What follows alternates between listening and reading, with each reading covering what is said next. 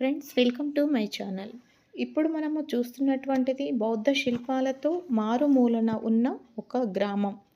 మొత్తం 32 గదులు, 2000 ఏళ్ల కిందటి 3700 సీసపు నాణేలు, జాతక పలకలను చూపుతున్న స్టోన్ రైలింగ్, మహాస్తూపాలు మరియు ఇతర త్రవ్వకాలు.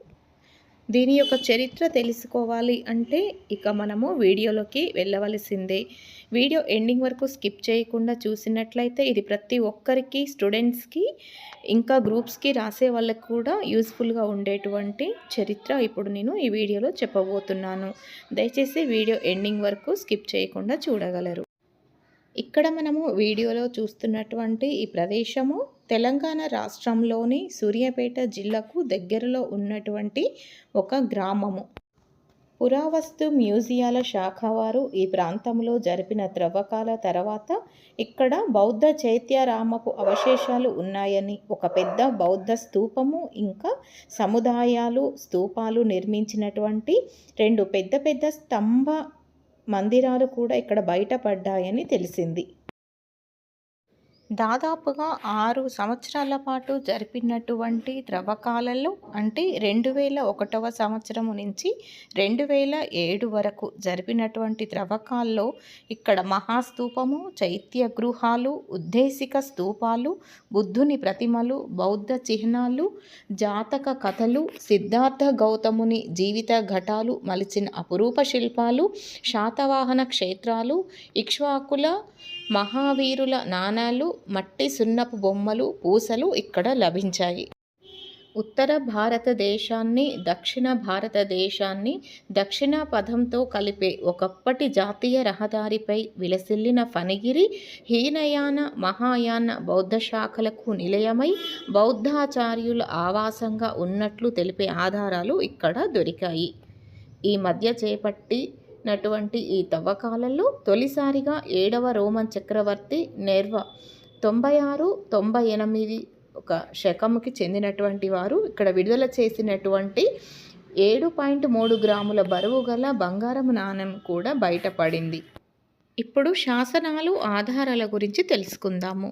శ్రీపర్వత విజయపురులను పాలించిన ఇక్ష్వాక రాజు ఏహువల శాంతమూలుని 18వ పాలన కాలానికి సంబంధించిన శాసనాలు ఇక్కడ లభించాయి.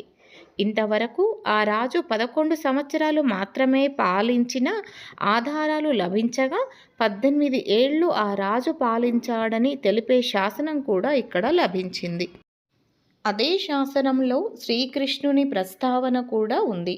ఇలా కృష్ణుని పేర్కొన్న తొలి శాసనము కూడా ఫణిగిరి దగ్గర దొరకడము మరో ప్రత్యేకత ఇక్కడ లభించింది. ఇప్పుడు బౌద్ధ రామాల గురించి తెలుసుకుందాము. బౌద్ధ సన్యాసులకు చెందిన విహారాలు అనే నివాస ప్రదేశాలు ఇక్కడ 3 ఉన్నాయి. ఫణిగిరి బౌద్ధ ప్రాంతము పాము పడగ కొండ ప్రాంతంగా ప్రసిద్ధి చెందినటువంటి ఒక కొండపైన ఉన్నది. ఈ కొండ ఆకారము పాము పడగను పోలి ఉండడం వలన దీనికి ఆ పేరు వచ్చింది. ఈ ఫణిగిరికి 2000 ఏళ్ల నాటి ఘన చరిత్ర ఉంది. అలనాటి ఫణిగిరి వైభవాన్ని ఇక్కడ ఉన్న బౌద్ధ అవశేషాల ద్వారా, చైతన్య గృహాల ద్వారా, స్తూపాల ద్వారా మనం చూడవచ్చు. ఇక్కడ ఉన్న శ్రీరామచంద్రమూర్తి ఆలయము దర్శించదగినది. ఇక్కడ కట్టడాలన్నీ బలంగా, గట్టిగా, ఎంతో ప్రామాణికంగా ఉండేవి. ఇప్పుడు మనము 2వ భద్రాద్రి అయినటువంటి శ్రీ సీతారామచంద్ర స్వామి ఆలయం కూడా దర్శించుకుందాము. తెలంగాణ రాష్ట్రంలో 2వ భద్రాద్రిగా పేరుగాంచినటువంటి ఈ ఆలయము శ్రీ సీతారామచంద్రమూర్తి ఆలయము ఈ ఫణిగిరి గ్రామంలో ఉంది. ఇక్కడ కాకతీయుల కాలంలో ఎంతో పేరు ప్రతిష్టలతో నిత్య ధూప దీప నైవేద్యాలతో విరాజిల్లుతూ జాతరలు కూడా నిర్వహించేవారు. ఈ చుట్టుప్రక్కల ఇంత పెద్ద ఆలయము మరొకటి లేదు.